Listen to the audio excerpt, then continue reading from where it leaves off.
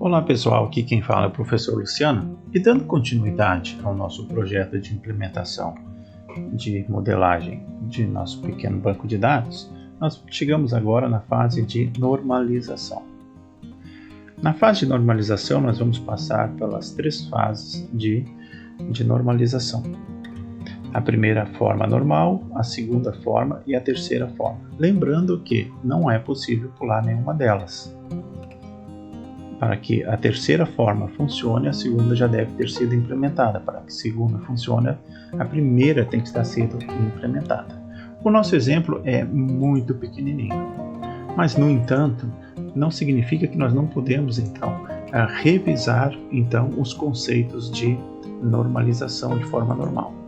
Bom, a primeira forma normal, para relembrar, ela faz o seguinte, que cada entidade tem que ter a sua chave primária. Então nós podemos ver aqui que a entidade aluno tem sua chave primária, que a disciplina possui sua chave primária, que o professor possui sua chave primária e que esta histórico cursa tem como chave primária a união dessas duas outras aqui chaves estrangeiras, que são not nulls. São as chaves forging key, chaves estrangeiras que formam esta chave primária. Então, nos primeiros requisitos, todas estão passando.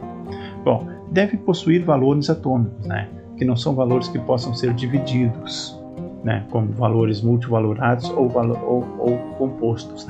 O nome do aluno, o nome do aluno poderia ser dividido, sim. Poderia ser dividido em nome e sobrenome, certo? É uma forma que poderíamos passar para frente. Nós também teremos aqui o mesmo caso para nome do professor, certo? Que também poderia ser transformado em nome e sobrenome.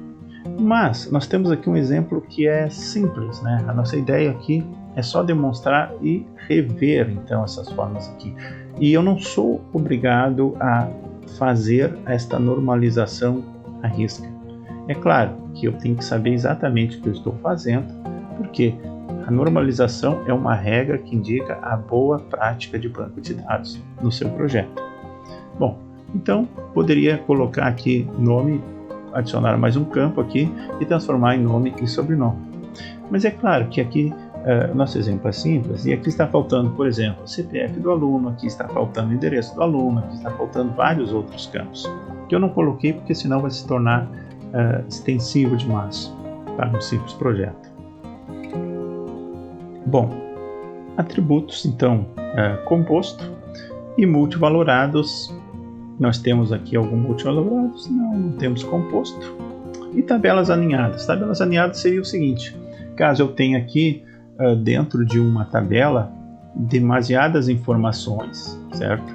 E que essas demasiadas informações fazem com que os dados se tornem duplicados, se olhando elas nas linhas, então isso força com que aquela quantidade de dados de campos e atributos ali que estão adicional, que elas sejam retiradas e formem uma outra tabela, certo? Então aqui nós relembramos então o que é a primeira forma normal. Vamos adiante. A segunda forma normal. A tabela está na segunda forma normal quando foi aplicada a primeira forma normal. Segundo, todos os atributos que são não são chave primárias, eles são funcionalmente dependentes de toda a parte da chave primária, certo? Como assim toda a parte? É como esse exemplo aqui, que eu tenho uma chave primária composta por duas chaves estrangeiras, tá? Não existe dependência parcial. Por exemplo, a média depende de matrícula do aluno, a média depende do aluno, sim, a média está relacionada ao aluno. E a média está relacionada à disciplina? Sim, porque a média é do aluno na disciplina. Então, essa chave primária composta por duas chaves estrangeiras, ela tem aqui que média é dependente de ambos. Tá? Presença. A presença é do aluno, no entanto, a presença é do aluno na disciplina. Então, o campo ele é dependente de ambos. Se, por exemplo, vamos pensar aqui, nome do aluno. Se nós tivéssemos aqui um atributo aqui chamado nome do aluno, certo? Aqui no histórico. Bom, o nome do aluno é dependente da FK aluno? Sim, porque se a FK do aluno mudar, o nome do aluno tem que ser correspondente, tá? Mas, no entanto, o nome do aluno não seria, certo? Não seria, então, dependente de disciplina, código da disciplina. Então, isso faria com que esse atributo tivesse que sair daqui, certo? Então, isso aí seria a segunda forma normal.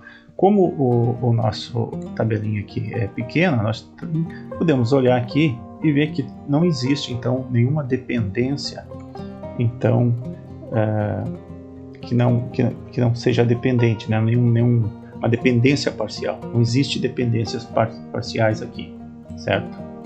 Bom, e a terceira forma normal? O que ela diz aqui? Vamos rever os conceitos.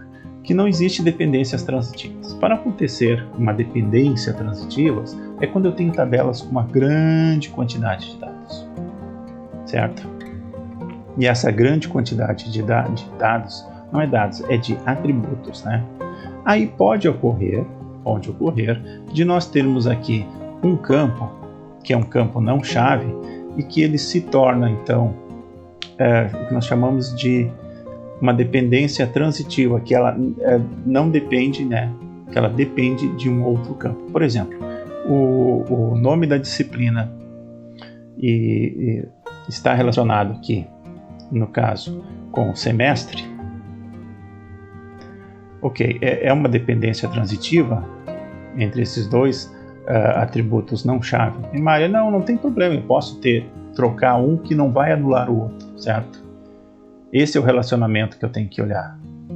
Se eu alterar, por exemplo, o nome da disciplina aqui, eu automaticamente tenho que fazer alterações em nome de semestres. Não necessariamente, porque eu posso ter a mesma disciplina ou outras disciplinas em demais semestres, tá?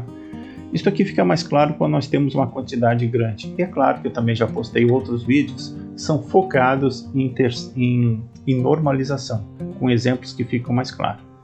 Que estou mostrando que, por exemplo, pequeno como esse, e revisando aqui, então, quais são as prerrogativas, né, para estar na terceira forma normal, que o nosso projetinho, então, atende a todas as elas.